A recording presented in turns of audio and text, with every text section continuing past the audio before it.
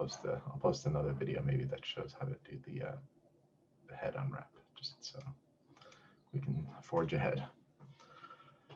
Alrighty.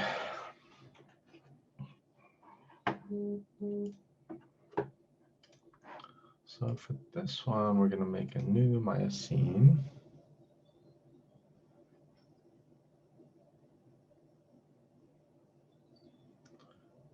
Just silence this.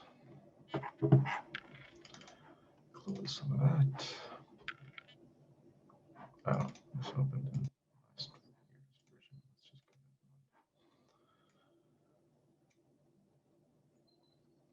go. But yeah, since Fiona, we're looking at Substance Painter, right? Remember, if you're going to use Substance Painter for this texture, right, you start by going to File, New, rather than Import. It's going to open up this, right? Don't necessarily have to worry about this, but sometimes you would want to pick Unity, but we can do that at the very end, so no worries there. Just do Select File. Let's see if it prefers the FBX or the OBJ. Okay, OBJ looks like it's going to come in fine. Document resolution, we can leave, or we can pump that up to 2048. Sometimes I work at a higher document resolution to start with, and then when I export, I'll choose like the real resolution, right, that it's going to appear in inside of Unity. Then, once we're in Substance Painter, we have all of the easy to use painting tools right there on our shelf, right? And we just kind of either paint. We have the different fill options, right? So either, I've got a very sad puppy here who wants to go to the park. So polygon fill, we have mesh fill, or the one I like is the UV chunk fill. If you've done a good job on your UV unwrap. Although, remember, all that stuff is handled over here through the layers, right? So if I want, say, this the skin layer, I can drag it up here. I have to tell it, okay, let's add a black mask just to have a starting point, right? And then when I click on the mask, then do the fill. Now it's going to fill in white on that mask there, which then reveals the texture underneath, right? You can also go into the texture properties, right, and then change the scale just so that it's not quite so porous. I get down to a nice scale there. Nice. Gosh, it still looks like a crazy, weird alien head. Then if I want to grab the ears and so on as well, right? UV chunk fill, all I need to do is be in the mask layer, click on the ears, and then maybe, add a new layer for the mouth. Since that was the only thing not hidden, it shows in there, it does still grab the bump map. So I would again do mask, add black mask, get rid of the texture on there, click on the mask layer, and then do a UV chunk fill and just click on that object, and that way I can grab the red inside the mouth, right? Of course, it's got a texture on there as well, but we'll just ignore that. Plus, maybe if you want to go crazy on this one, that could also be fun to just do like those Kimberly Margarita ones, right? If you want to do something kind of out there. But yeah, just remember the workflow in Substance is a little bit different in that you want to drag your material over to the layer. You create a Chewbacca and then mask it out. And then you want to paint on the mask, right, to reveal the texture that is currently hidden on there. Yeah.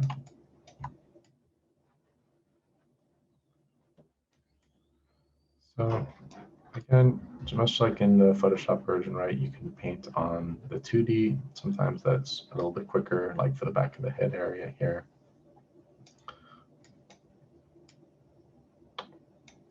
or to get the shape, right? If you can see the shape taking form, and then do maybe some cleanup over here on the 3D side. Okay, I'll try spot it on the participants list, but put it in chat as well if you see Naj come back. Alrighty, so that's it for the face, right? Since I'm in here, let's just do the last step.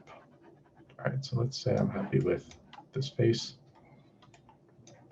And again, I'm going to export textures, file export textures. I want to check in this configuration tab. That's going to be what decides which application this texture is meant for, right? Where it's going to wind up. So we're going to use the Unity HDRP, high definition render pipeline, right? Substance knows that the high definition render pipeline takes these different texture types, right? And will export textures with all of these different layers in them, right? Whether it is RGB, RGBA, right? Grayscale, images, etc. Yeah, it takes care of all that for us. So once you've picked a configuration, right, from your presets, go back to export, tell it where it's going to be spitting out those images. Maybe I'll make a new folder for it, just because it does spit out a lot of images. So usually I make it its own little folder to dump those in, right? I don't like using default folders in the documents area.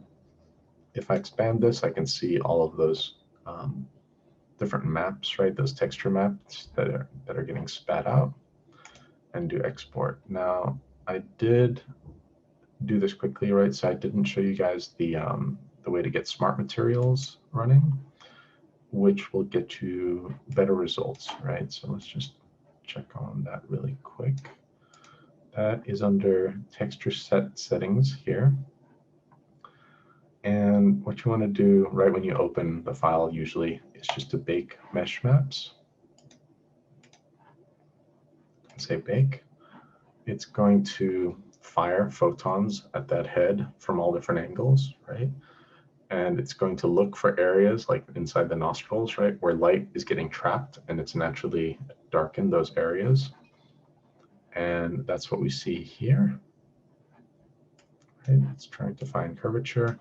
The reason to use that is whenever we're using smart materials down here in this next shelf, for example, right, and you add a smart material layer in Substance Painter, the smart material actually uses that baked map, say like here on the ears, right behind the ears there. It knows that there's a shadow there, right, or a fold, much like on the teeth, and then it applies a certain additional texture, right, or a different layer of the texture in those areas, right, wherever there are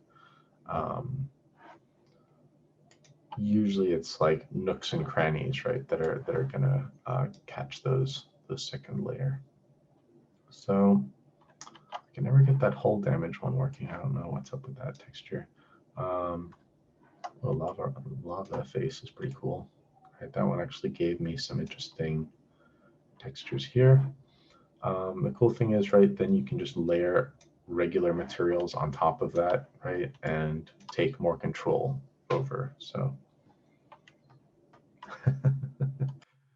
yeah, nightmare fuel, courtesy of Substance Painter. But I mean, check how cool some of these textures are, guys. Like some of the Substance Painter stuff is such like next level, and it's literally drag and drop. Like, what more could you want from an application, right? It's gorgeous. So yeah, when you export this, right, remember it's going to just put out these JPEG images or PNG images in this case. If there are issues, right, say like, and this is again why I keep a separate folder, because I like to do some experimentation, right? So maybe I'll just like pop these back in there and be like, oh, I like this crazy blue metal middle doll. So export textures again, right? To put it in the same folder. But what I can do, right, if there are any areas that are bugging me that I can't quite get fixed within Substance, is I'll just edit directly on these material layers in Photoshop, right? Like you can just go in here and be like, well, I don't want all that sandy texture on the eye, right? Boom, like go away sand. We hate sand because it's coarse and whatever the quote is. So yeah, the nice thing, right, is that knowing how textures work at the very low level, right, lets you fix things even when Substance spits them out in kind of a format or something that we don't like so much. Yeah, I gotta throw a Star Wars reference into all these lectures, right? So yeah, definitely go grab Substance if you haven't already. It's gonna make your life so much easier on the textures, and especially for things like armor, it just makes things pop. You know, like it's. Let's see if I've got do I have guts and stuff. Yeah, guts. Let's see if we can grab him just to show you like a fully textured character, since we're all going to be aiming for that. Guts does not exist. Okay, maybe guts final. It does not exist. Okay. Oh, I guess sad face. I guess I moved all of my stuff to a backup. Does not exist. SPP does not exist. Even the sword. Oh, boo. Yeah, I moved everything out of my C drive onto my backup drive, so all that stuff is probably in here somewhere. But we'll move on because we can spend all day doing Substance. Alrighty, so animation tools in Maya. Where did my 2019? Let's just see here. Save. Recording. Alrighty. So first thing that we should do is change our workspace, right? Because right now we're in the modeling workspace, which has, you know, the shelf and our channel box layer editor and stuff that we use most commonly. But we can just go to Windows, Workspace, and choose Animation. Just going to change a few things ever so slightly, right? And it's going to pop the graph editor and the time editor down here at the bottom, yeah? So the time editor works almost exactly like Cinemachine. For those of you who messed around with Cinemachine last semester, you can just import a series of animations and string them together, right, and have them blend. Useful and efficient. But we're not going to use that today. We're actually going to use the graph editor.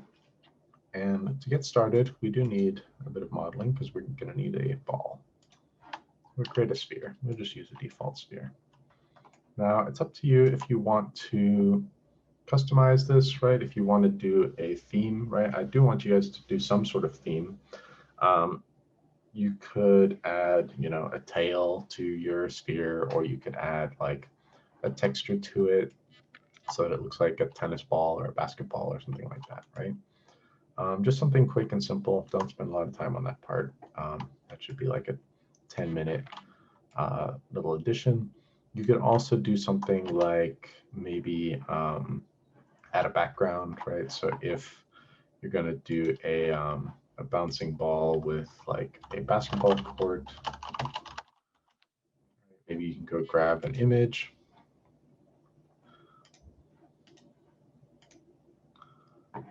Court.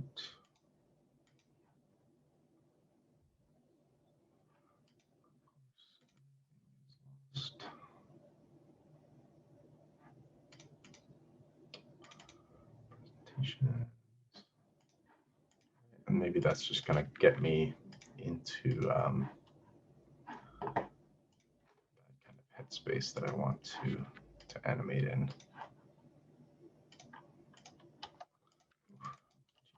Too many folders.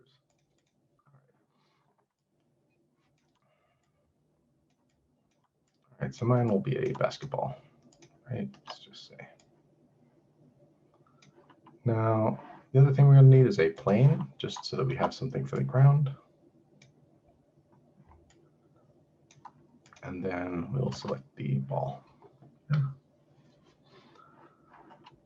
Alrighty, so first, to set up our animation, we're going to need to change some of the animation settings down here. So these are in the far bottom right of your interface. They're really, really tiny icons. I guess like most of my icons, right? And the two that we need are the auto keyframe toggle down here is the second to last one and almost the complete bottom right. I might get rid of this mel script command line. I don't really use that. All right, so we have the auto keyframe toggle, which is useful. And first, before we get to that, we want to click on animation preferences. Right, default, it's going to default to 24 FPS. We don't use that, right? We use 30 FPS because we're in the game industry. And everything, right, is going to be displayed on a monitor, which is typically 60 hertz or above, right? 30 frames per second is generally our bare minimum that we're aiming for, so that people can play our game, right? But generally 60. We don't really animate at 60 frames per second just because then you're doubling the amount of work that you have to do, right? So film is what runs at 24 FPS, and even in that case, right, sometimes they will animate at half the frame rate, which is at 12 FPS, and then just kind of double things. So 24 and 12 for film, 30 or 60 for games. Yeah. Then we can make sure these are rounded off to even numbers. 1 is typically the starting keyframe for Maya. They don't start at 0 for whatever reason. 0 is typically the same as your very last frame. So if you have, say, 30 frames of animation from frame 1, and that is your first frame, frame 30 is your last frame. And then, you know, when it hits back to frame 0, that's the exact same data as frame 30. So then when it goes to frame 1, it's at the right place. Next, we need to change this playback speed from play every frame to 30 FPS times 1. This is really important because if we have it on play every frame, it's going to go, oh wait, it's actually down here, right? We don't want this max playback speed to be free.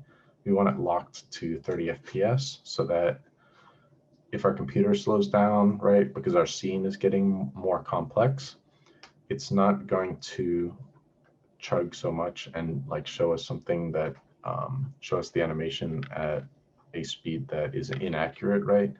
A lot of animation comes down to simulating the real world and how things fall, right, or how things get thrown and like land in midair. So I had wanted to show you guys my fun little Tamagotchi here. He's a little Gudetama.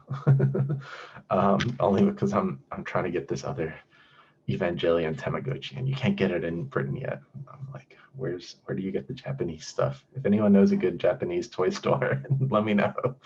All right, so play every frame, not so great. 30 FPS times 1, right, is where we want to lock it in. So we hit save there.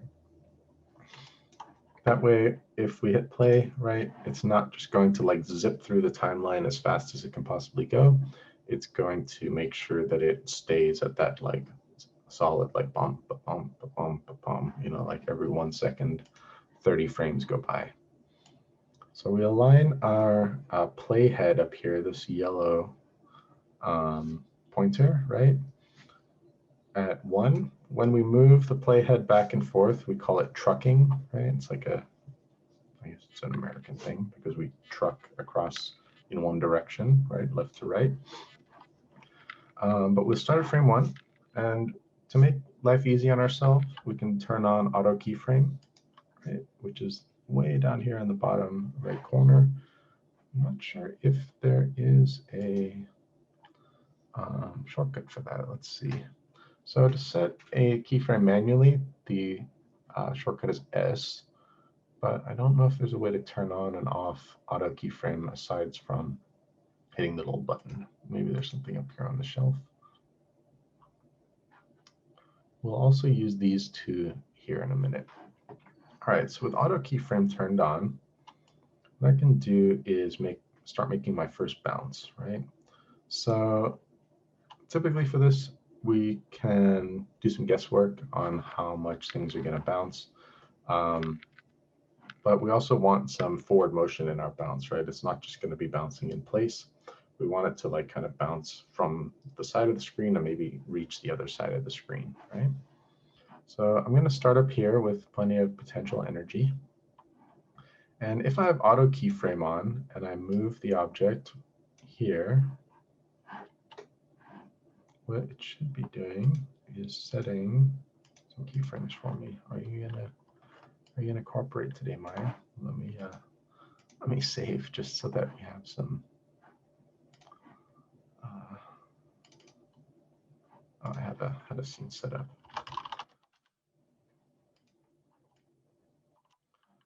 So let's see.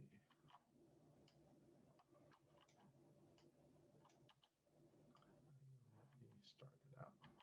All right, so let's just use set keyframe to do the starting frame.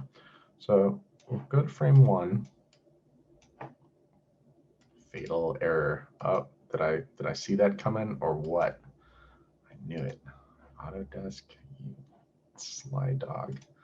All right, let's go to my other project that I had backed up.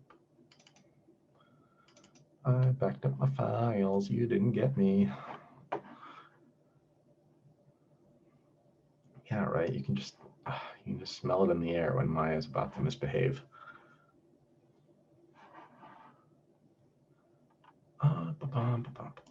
It's because I was showing off my Tamagotchi. Maya got jealous. My other software toys. All right, so this one I had already done some animation on it. So let's go back a version.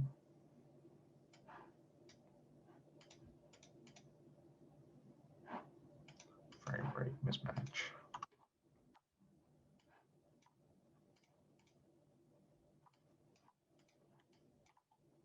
Okay, so frame 1, go to workspace, animation.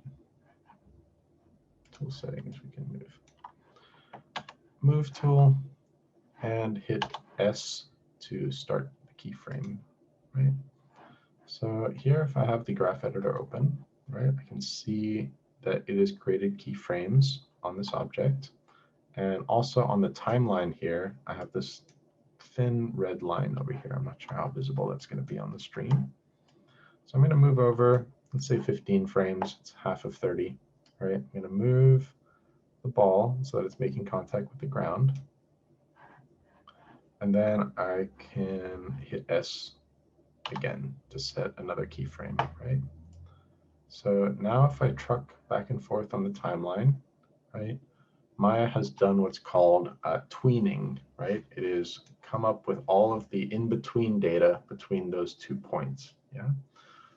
So this is what is known almost, it's a very simplified version, but it is pose-to-pose animation, right? We start at one point, we set a keyframe at another point, and then we let the software figure out all those in-between moments, right? Now, the issue with this is that it is going to solve this this in-betweening, right, in a very mechanical way. And so it's up to us to add in some organicness to here. So right away, right, the graph editor gets a little bit unwieldy, right? When you zoom in and out, it can get a little bit finicky, but there is a nice button, I believe it is this guy, that you can hit, this tiny little square under help, which is going to show us the curves that this object is following, right? So let's just keep going on our animation though, and let's say it bounces back at frame 30. Then I move it up here, set a keyframe with S, right? It's created a little red line over here. And at this point, right, if I'm in the midst of animation, this is often when I'll choose to turn on auto keyframe, because this way, usually if I'm moving forward on the timeline, let's just go again to 45 and move the ball, right? I don't have to hit S, right? I don't have to keep my hand on my keyboard. It will automatically set that keyframe as soon as I move the ball, right?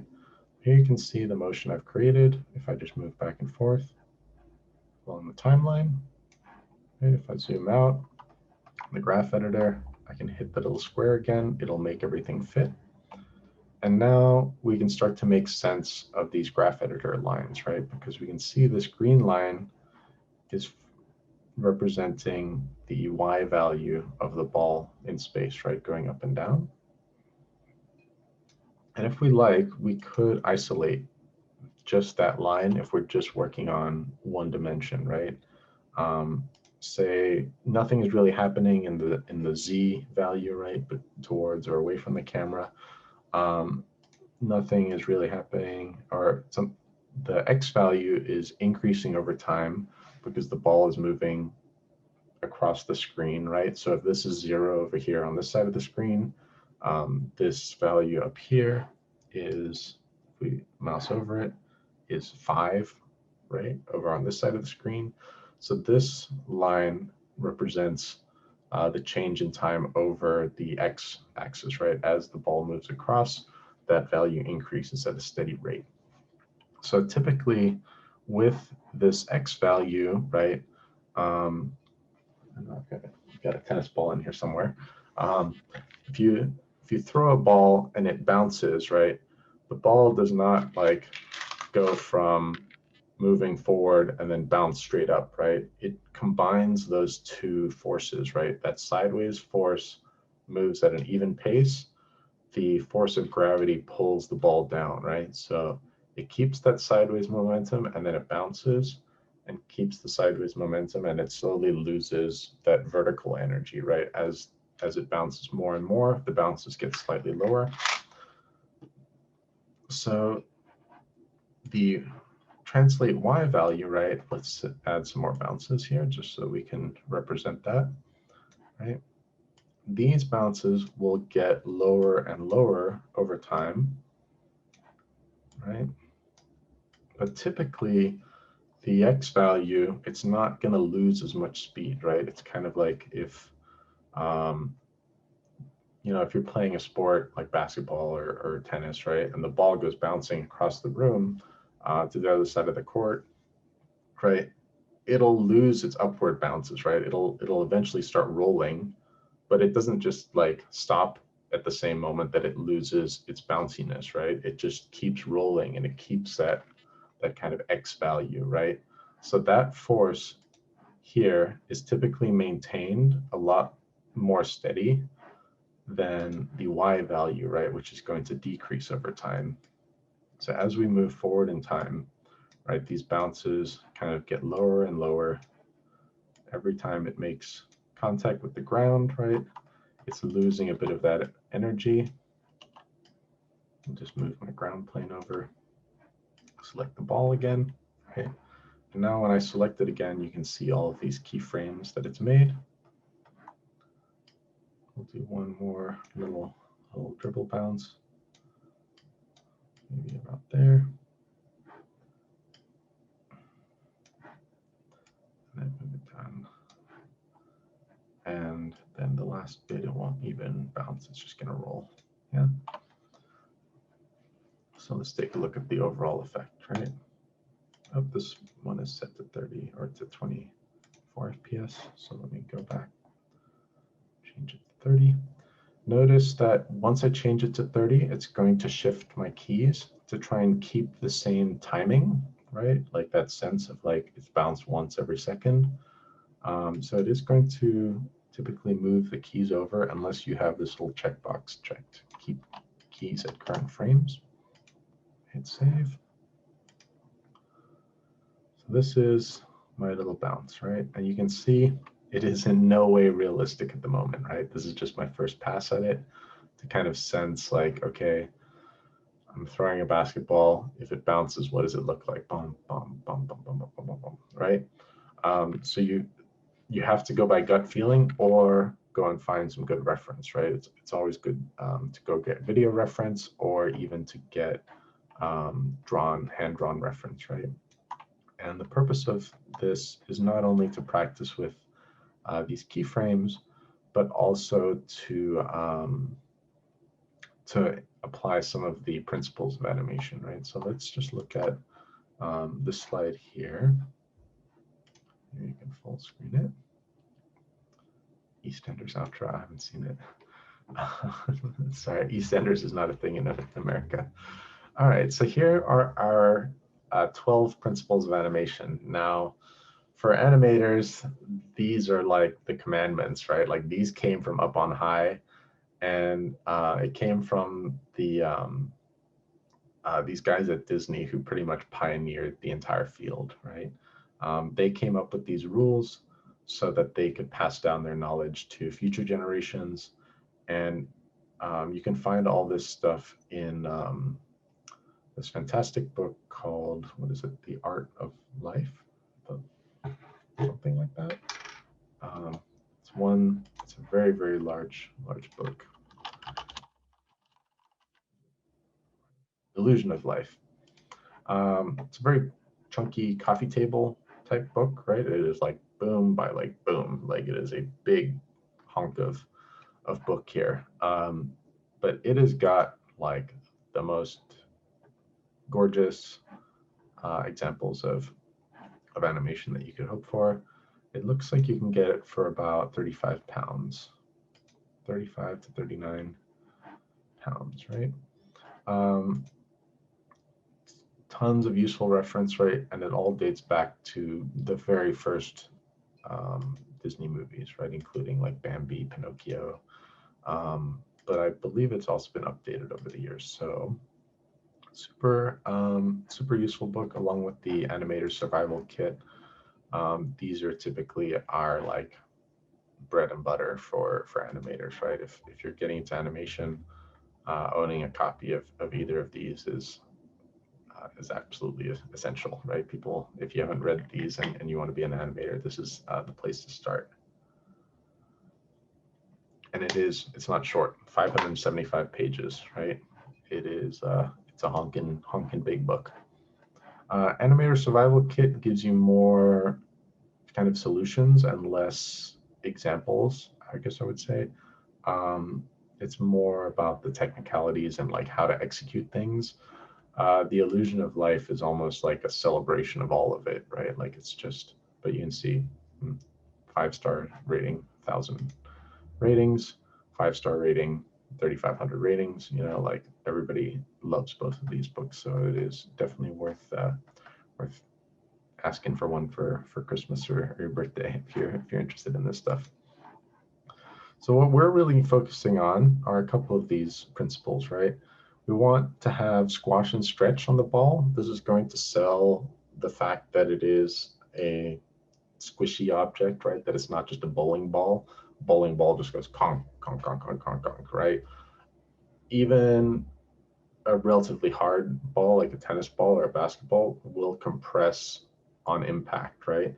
And the more that we exaggerate that, like exaggeration being another one of the principles, the better the animation ends up looking, right? This is why it becomes a principle of animation, is because even though we don't necessarily see these things in real life as frames, right?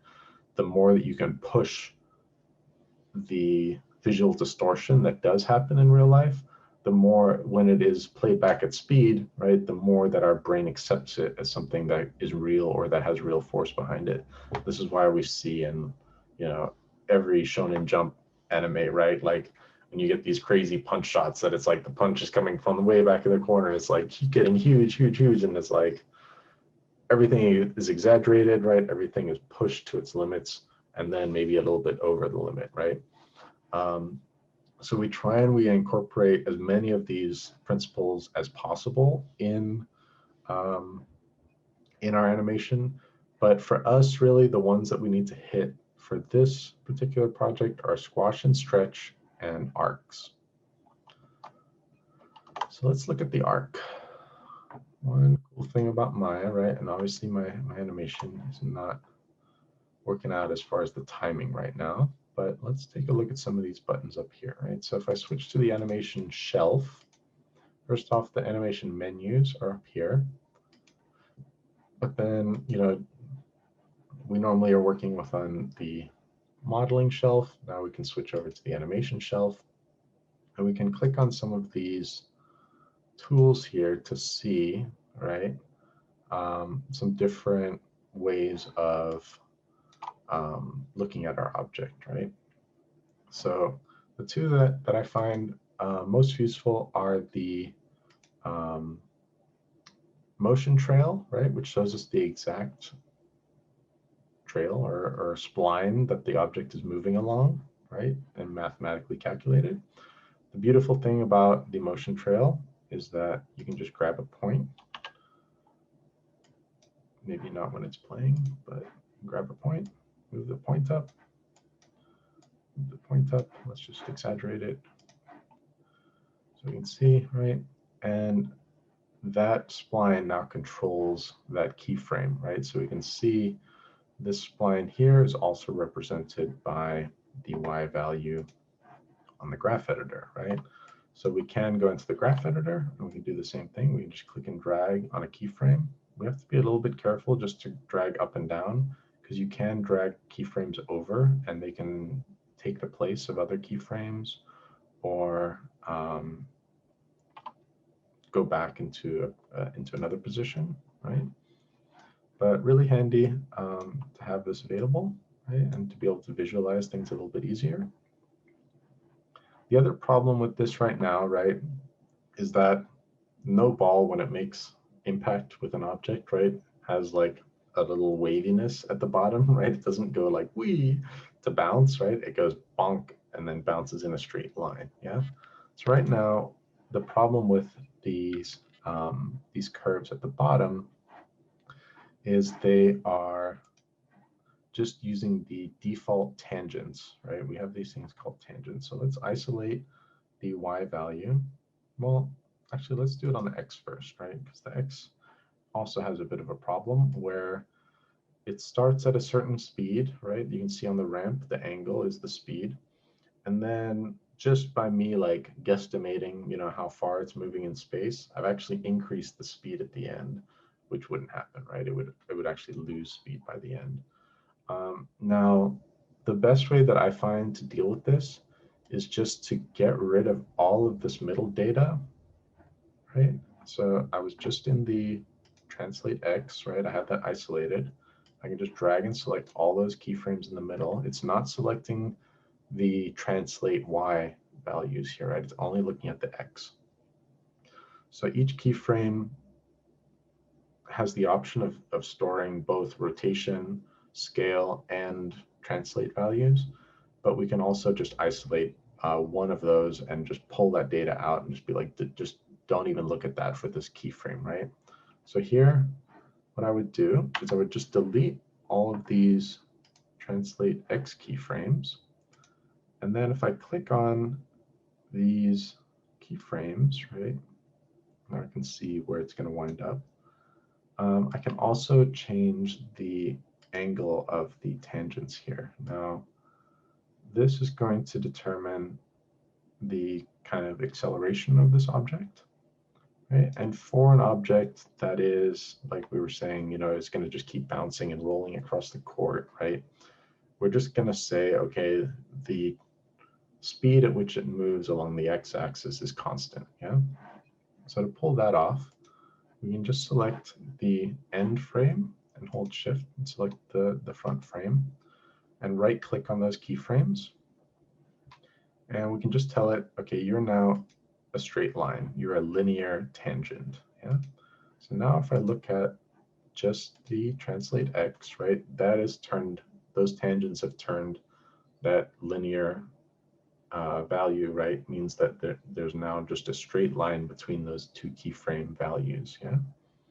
And what that does is if I play it back, you'll see now it moves very constantly across the X value, right? There's no change in speed here. If I wanted to change it back, right, maybe say I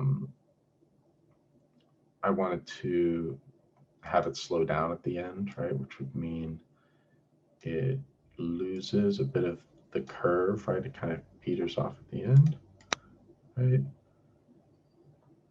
Oh, it's doing some funny things now.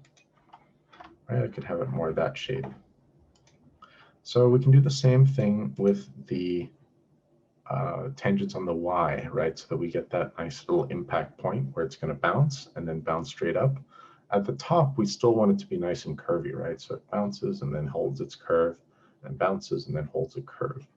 So select one of these bottom keyframe here on the Y. Translate Y. I guess we could.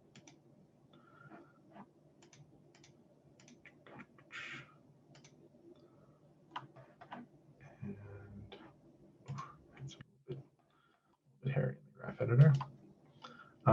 Then I could go to break tangents, and that will allow me to control those individually. So, is it break?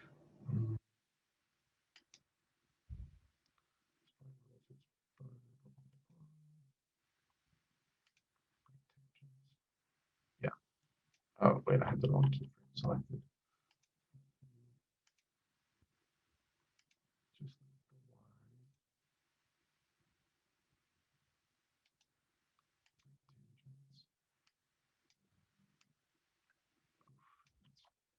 Just select the scale values and see if I can hide these. I'm not messing with the rotation yet. Maybe. All right. No, it does not want to let me hide it. So I don't normally hide these things, but these ones are getting in the way.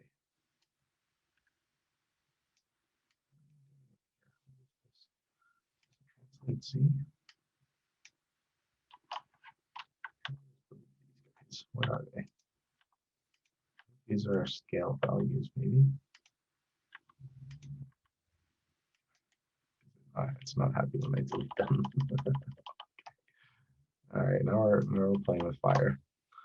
All right, let me just scooch it over a little bit. So break tangents allows me to control each of the tangents individually over here, right? And I can create that sharp bounce kind of shape. And maybe I'll just move it back into place manually, like so. Oh, let's line the key up.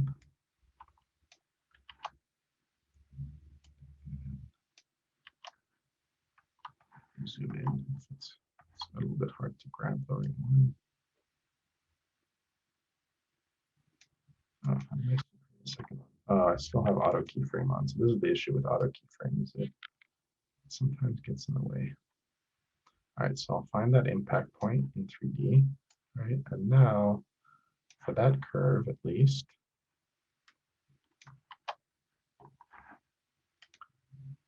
right, we get a nice sharp like bump on the bounce, yeah? So I have to do that with all these other drop areas, wherever it is reaching the ground.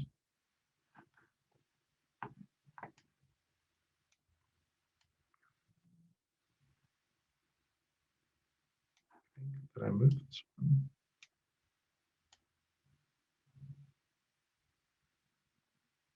So right click, break tangents, grab these splines here and angle them upwards, and then make sure it makes contact.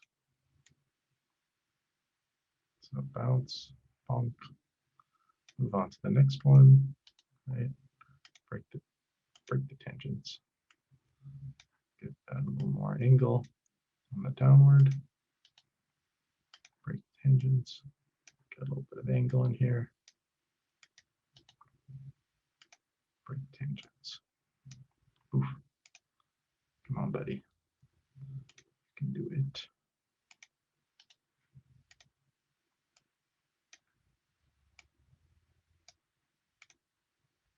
And the very last one.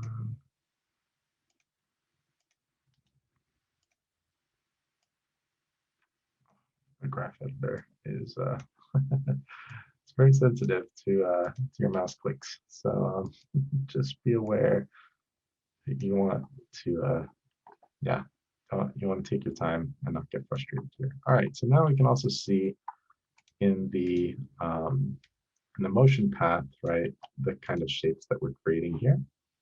And if we play back, bonk, bonk, bonk. Still some issues at the end here where I've raised these up a bit too high. And maybe, you know, I've also made these tangents a little bit too sharp on certain downward bounces. So I need to maybe soften these tangents a little bit so that they correctly reach the next bounce.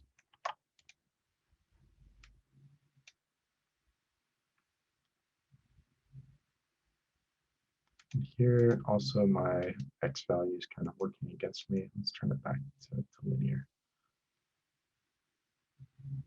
So right here, I've got a bit of an issue, right? I want to stop it and just see what's going on right here.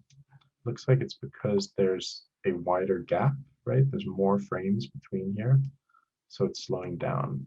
So whenever I get this problem where suddenly one part of the animation is a bit too slow, right? It's definitely not at the same simulation speed or not at the same speed as the things around it, right? There's a very nice way that we can solve this. Let's just find it here on the timeline. It is between, say, frame 88 and this one, frame 56. All we need to do is hold shift, right, between those two areas and click and drag along the timeline, right? That's going to create a kind of selection zone. And then if I click and drag at the end here, it will compress those keyframes, right? We can see that happening there live. Now, the problem is that if I don't select that all the way to the end, right, it's not going to scale those evenly. So I might need to move those end ones as well. But here, let's just fix this so that it looks good in the motion path, right? It's a predictable sort of path. And then I can do the same thing at the end. Either just move these over by dragging from the middle here, right? And find a place where it makes sense to my brain, right? Or I can also choose to scale those end pieces, right? By just grabbing the end of the selection. And there you can see it's also actually adjusting the angle of those tangents in the graphic at the bottom, yeah? So this tool is super handy for things like impacts and punches, right? Because typically when you lay out your frames, right, in a pose-to-pose animation, say what you're going to do is like have one pose of your character, right, idle position, one pose with the anticipation pose, and then one pose that's going to be the impact pose, right, and maybe then like back to idle. If all of this takes place at the same speed, right, it's going to look like this, where it doesn't feel like a punch. The trick is to compress certain poses, right, and certain keyframe areas. Like the fast part of this pose, right, if we're going from here to here, this anticipation is slow, but then the punch itself has to be very fast, right? So the amount of keyframes that we need here needs to be compressed. And in that case, right, once you compress those keyframes, you get that nice like snapping motion, right, which makes the punch feel like it has impact. So even when you bring in things from Mixamo, right, or if you are, say, animating like a jump and things, this is one of the first things that you're going to do after you've laid out all of the overall motion, right, for your character. You're going to need to go back and speed up and slow down certain areas based on how much impact or force is being applied. And this is, again, it's something that anime does really well, right? Like there are going to be times where time will actually like slow down. Let's look at a fun example of that. I would say is Redline does this really well. um, where they are going to like really push the amount of time dilation in certain rates, like back to full speed, right? Cutaway. So being able to control the timing of your animation, right, is another huge part about of the from the 12 principles of animation, right? Um, Giving things a little bit more time dilation in certain areas, like impact points, right, and slowing things down in other areas, um, just helps to sell kind of what's going on in the scene and to give us those moments where we can appreciate um, just what is happening in front of us as a viewer, right? So other than selecting things on the timeline like so, right, like we just looked at, you can also just select keys directly on the graph editor. You can drag them around, right? Like I noticed that this line here looked a bit wonky, so maybe I'm going to restart. But you do want to get in the habit of like playing back your scene over and over and over again, right? We'll watch these hundreds of times. Another thing you can actually do is you can import sound directly onto the timeline, right? You have, I believe, an option here. It's been a little while since I've had to do this, but the cool thing about that is then you can actually see the waveforms in and animate, you know, so that like you're hitting those beats exactly, right? It's especially handy for doing things like dances, right? Where it's like boom, boom, boom, and you just like pose your character in one dance move, right? And you look for the next little beat on the waveform, pose them back in the other move, and then you just pose them, repose them, right? And then they do the little dancey dance. Yeah. So dances are a lot of fun. Maybe we'll try to do a little dance project as well for this. All right, so I've got the overall motion, right? But my ball is not deforming at all. There's still some areas, you know, like here, maybe 63, where it's a little bit slow, right? And again, if I spot these, I'll usually just grab it and like compress it a little bit or move things over, right? Until I get my motion path looking nice. You can also use the ghosting option, which did I just crash? No. Um, which is also known as onion skins in the 2D.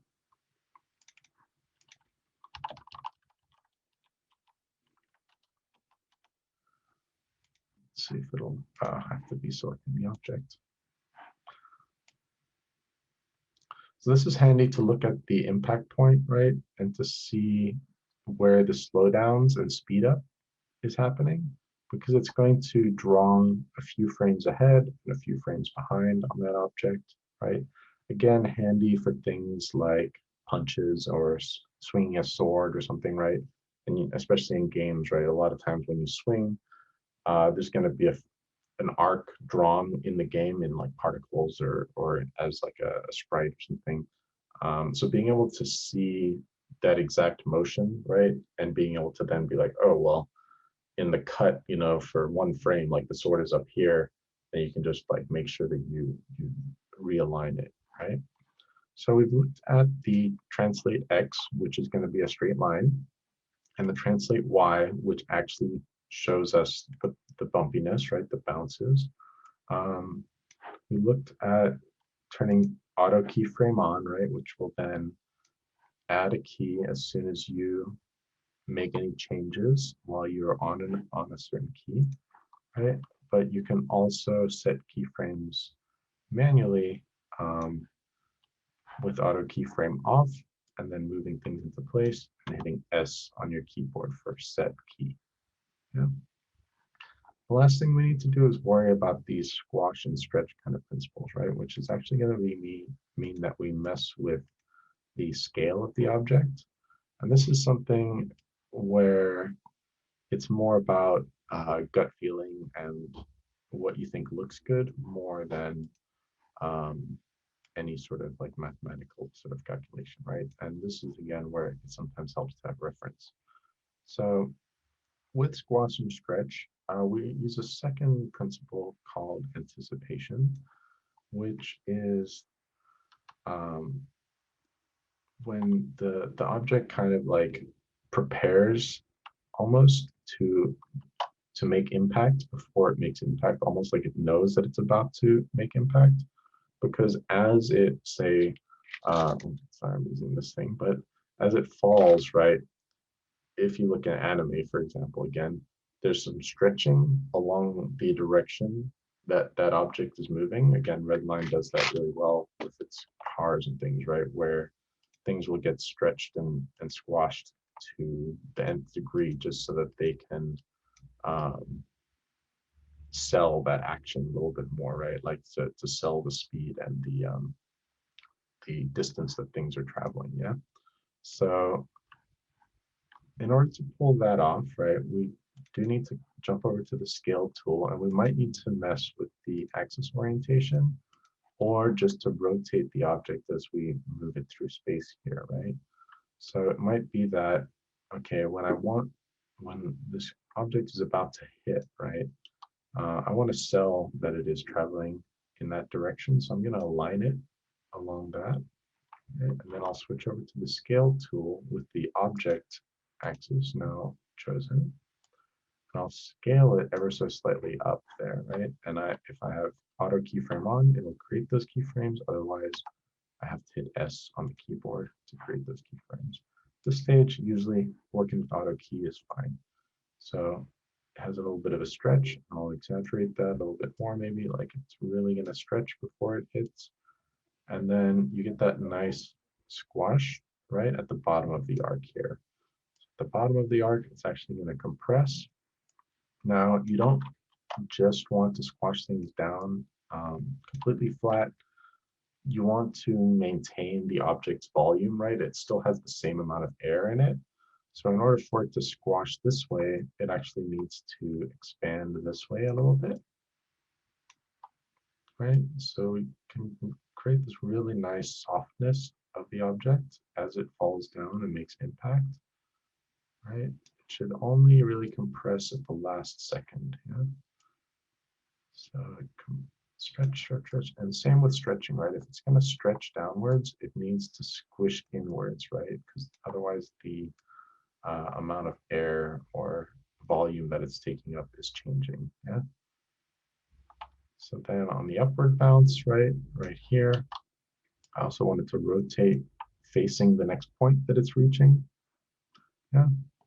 Switch back to my scale, scale it up on the vertical axis, squish it in to maintain the volume, right? And then Maya is going to take care of all those in-betweens.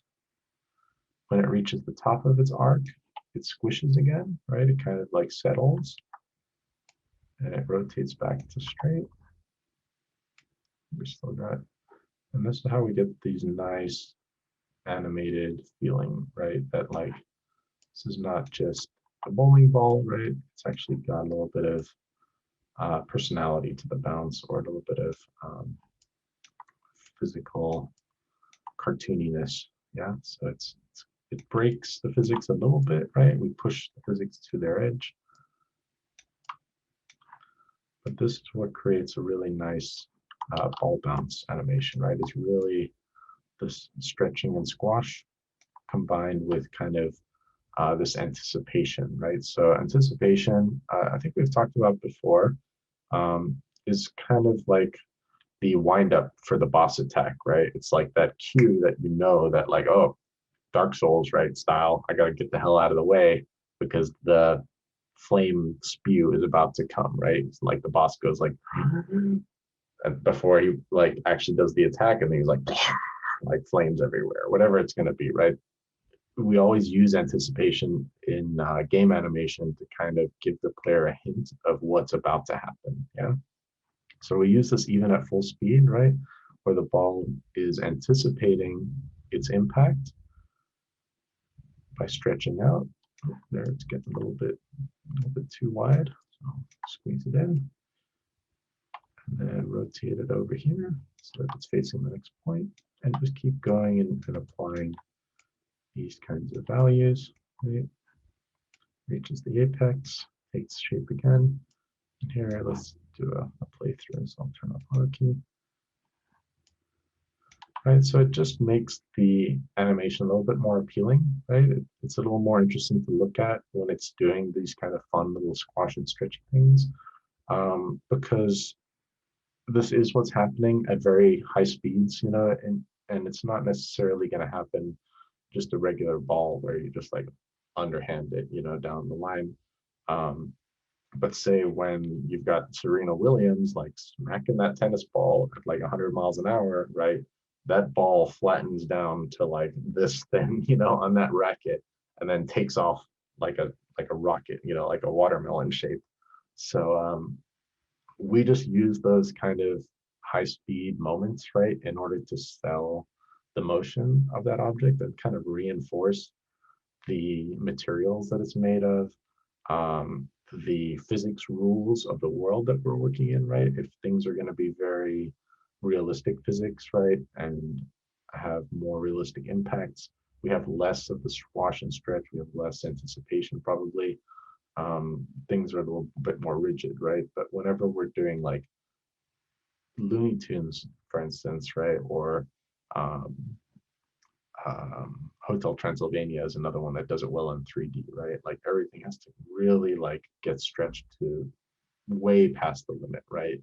So where, like you're sitting on, what do they do stuff like? It's like you're sitting on a cart and then the cart is like hooked onto a train and then the rope is like, and then suddenly like your body gets ripped over here off screen, but your head is still like sitting there like, oh my gosh, this just happened. And then your neck is like way off screen, right? And then it snaps into place after the fact, right? All of that is just an extreme application of these animation principles, right? So by applying them tastefully in some cases, as well as, regularly in a sense that your world has a certain set of rules to it, yeah, and that's gonna take shape based on your own artistic style, yeah. um, it's more about just having regular reinforced rules than it is about like general rules for everybody across the board, right? So these are just things to look for that are going to tell us like, oh, what's the style that we're working in, what's the rules of this world, yeah. So let's see, what else do we need to look at on this one. We should also just do a quick render, right? So that we can get this out of Maya. We don't like things to live in Maya. The quickest way for an animation to export it is just a play blast. So I would change the length of my timeline by using this tool here, which has a name. What's it called? The range slider, if it gets closed. And so I can say, okay, my animation ends at frame 100 or 101, right? Just play it back, make sure I've got everything in there. Of course, I would go and finish these last few frames, but just as a test, right, I can right click on my timeline, choose Play Blast, and a little pop-up window. We'll leave it as AVI, that's an uncompressed video. Scale, right, is gonna be, let's just do a custom scale and say 720 by 540. And scale 1, frame padding, save it out in a particular location, copy the file path, in the file path, and 1, and just hit play blast. It's going to render it. It's going to spit out an AVI. It is going to be a ginormous AVI, 115 megs for this little nonsense, right? So not an efficient way to do it, but very fast, right? It does let us see, and just this part is important, especially if you're running on a slower computer, right? Because you might not be able to see every frame when you hit play, right? It might skip between frames and suddenly like jump ahead. So being able to see it where it is definitely playing every single frame and has rendered every single frame right. This is like the true speed of it, right? Like there's no shortcuts being taken and there's no viewport funniness or blurring or anything like that going on necessarily. It's all like every single frame is where that ball is exactly in space. I didn't realize that it would show us the motion path, but that's kind of a cool one. Obviously, you know, for our final render, I would generally turn the motion path off. Do I have to do something to do that?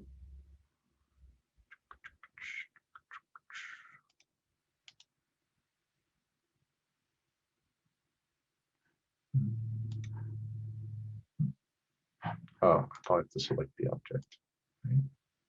Oh, it's actually in here. Maybe? Oh, I'm not sure. I could just turn it on and off.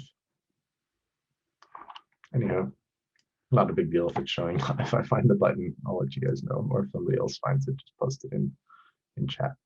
So this is a really common animation project for all, definitely for beginners, but useful all the way through, just to test yourself, right, and to make sure that um, that you're remembering how to apply certain principles in a technical environment like Maya, right? Um, it does help to have some reference. So if you go on the web, right, either looking just if you look for a bouncing ball animation, right, often you can find these nice breakdowns of per frame, you know, the kinds of things that are happening per frame, including that stretch and squash, right? So some people prefer to work with hand-drawn reference, right, where they'll just draw the bounce and then put that into Maya and very easily be able to position things as it's supposed to be. You could also, right, just go online and maybe find some sort of crazy video like these people using these hop along things. Not really.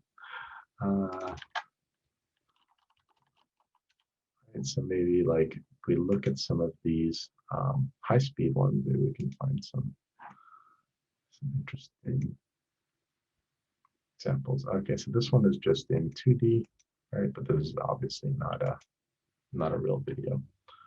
Let's do 1,000 frames per second so that we can see some of this distortion. Right, so there's your stretch and squash. And you can even add that little bit of wobble, right? Like it's fun to do maybe at the top of the bounce around this stage as it like deforms back into its shape, right? You can add what's called secondary motion, which is like an extra little bit of little wobble over here, right? Maybe it goes wobble, wobble.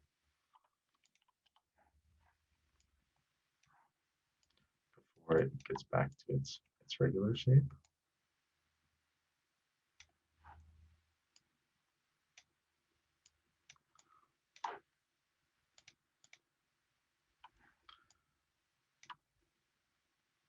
I didn't really grab it. Not enough frames over there. So yeah, if you want to look at real world objects, right, it's fun to check out these slow motion videos of things deforming, right? Because this is just what we use, right? And we start to think in terms of frames, not in terms of seconds. And so, you know, if you're thinking in 1/30th of a second, you are thinking in slow motion. You have to be able to anticipate, you know, how much compression or how much stretching is going to happen on these objects in slow motion. You add that just as a quick keyframe, and then that will, when it's played back, right, it just has more of a gist to it. It just has like a sense of movement or of compression without necessarily seeing every single one of those frames, right? It just feels better. So animation in general is a lot of gut feeling, right? So it does take more of just your artist's eye than like necessarily obeying specific rules, right? And this is why we call them principles of animation, not the rules of animation, right? We don't actually force people to use certain rules. The other thing I want you guys to do this week is to do storyboard panels, or at least Maybe a small script and a mood board as an alternative to a storyboard, right? So storyboard panels, we've looked at a few times. They can be very simple. Don't use pure stick figures. Use what I would call like advanced stick figures if you can, which just means giving them a little bit more mass. Um, Say like instead of just having like arm, body, head, like try to grab like the shape of your character in there, right? This is also why we use shape language, right? Is because just a little bit of shapeliness can increase the sense of physicality, I guess, of the character, right? So try to transition, right? If you're still stuck in stick figure land when you're drawing, to just add a little bit more to your stick figures with like a larger torso and maybe like give them a hat, like use the hat that you're going to be using. Those small little touches go a long way. Um, we want 5 to 10 panels. So typically I will, just split up a document um, into sections like this and then just be like, all right, panel one, he is like over here and he's looking at a bird. He's like, oh, look, what's that up in the sky? It's a bird, it's a plane, right? And then we can say like, okay, there's an object up in the sky over here. And we're like, all right, that takes care of that frame, right? That's all, that's as simple as it can possibly get, right? All that's there is a camera angle, right? Giving us like a sense of how far away the camera is from the character, right? As well as showing all the things that that camera is going to see in the scene, right? And then we can just be like, all right, next frame or next comic book panel, right?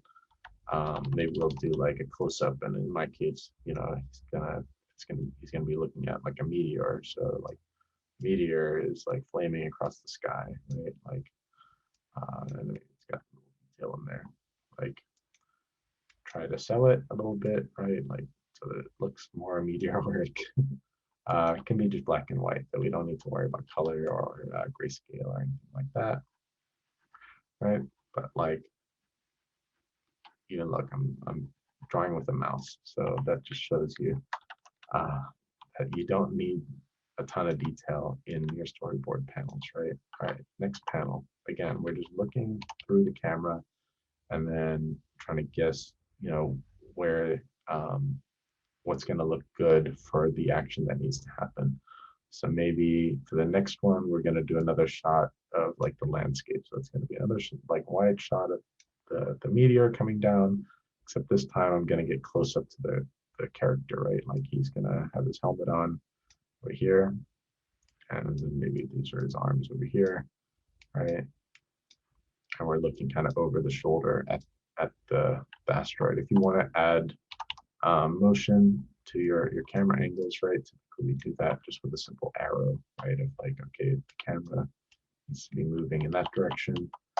If you're going to zoom in on something, right, we'll typically either just do an arrow from the edge of the screen here, or we'll put like a second frame inside of the first frame, right? So we're going to be moving from this over the shoulder shot into another close up of the meteor, right? But then I might be like, well, this shot really like takes care of all this information. Maybe I'll just cut these other shots, right? Or move things around.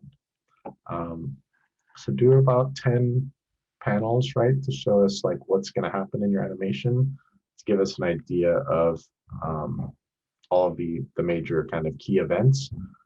Again, don't get too crazy with these, right? It needs to be a simple problem that the character can solve, or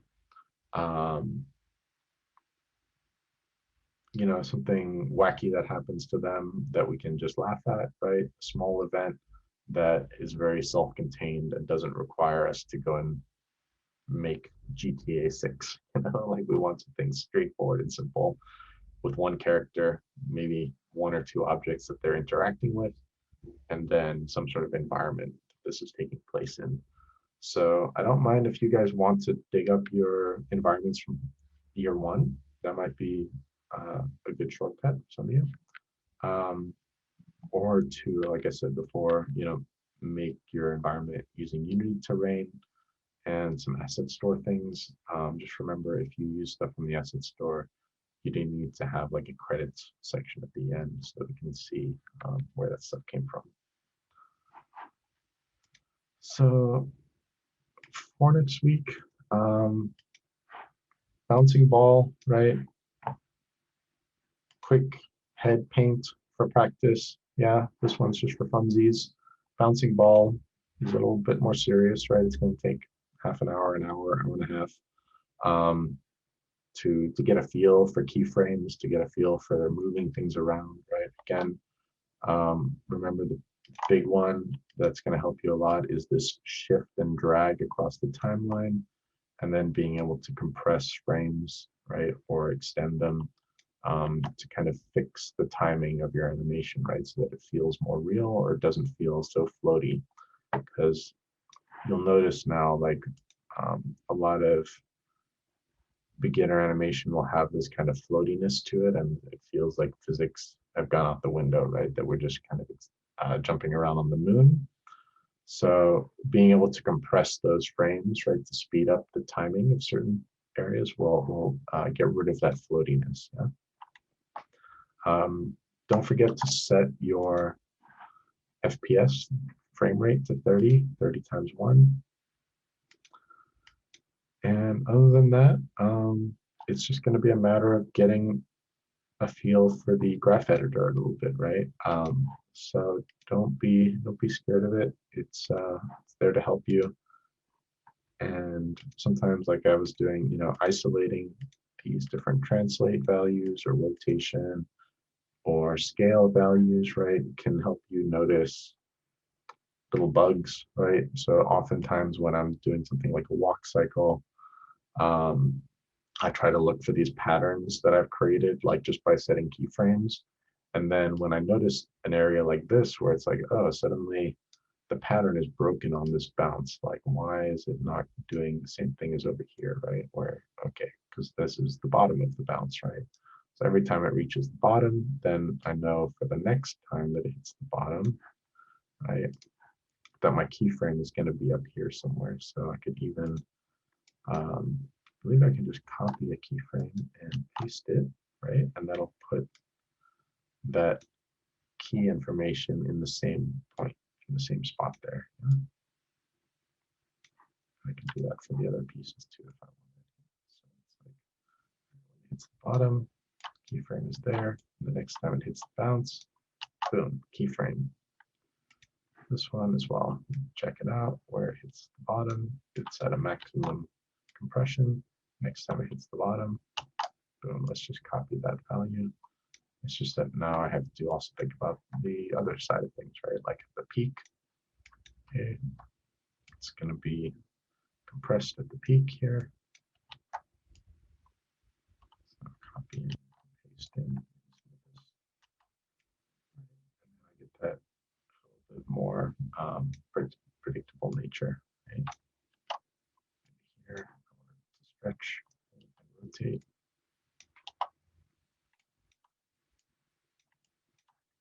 So go forth, have fun with this. I said to theme it. That is mainly for your own brain, really, to get you into thinking about what kind of object this is, right? What kind of rules there are, what kind of material it is. Remember to save a lot, right? You saw my crash when I hadn't even done anything on this one, just when I was still setting up. It's more just getting this nice stretching on the downfall, right? And then the squashing on the impact, right? That kind of feeling, as well as like the movement forward combined with the movement up and down, decreasing slightly over time. So a couple seconds of bouncing ball, right? Said 3 seconds. Mine is 100 frames, which is just over 3 seconds. So this is about the length that I want you guys to hit, right? It's just I didn't end up cleaning up these last few frames, so I would still go back and add the stretch and squash over there. Other than that, I could call this done. One other thing to think about is sometimes rotation, because much like the translate X value, right, in the real world, if a ball was spinning, it would continue to spin and that would turn into a roll down the line. So you would end up with kind of the same rotation kind of shape. It's just that sometimes that interferes with the our ability to stretch and squash things in the direction that we want. So I would say don't add any roll to your object just yet. Just focus on these shapes, right, of the stretching and squashing, and rather have it tilting towards its next point, right? As it reaches the apex, it changes direction kind of thing. So we're going to fake that part, right? Because it looks better. If we were going to use animation layers, it works a little bit differently. So that's all I got for you guys today, really. It is a big part of what we're going to be doing, right, is animating these characters. Um, I did also put a really nice base mesh link up here, as well as this cartoon head and a longer explainer of the 12 principles of animation, which is really popular. This one's fun to watch. And let's check out this video before we call it. So I'll stop the recording there just for YouTube algorithm.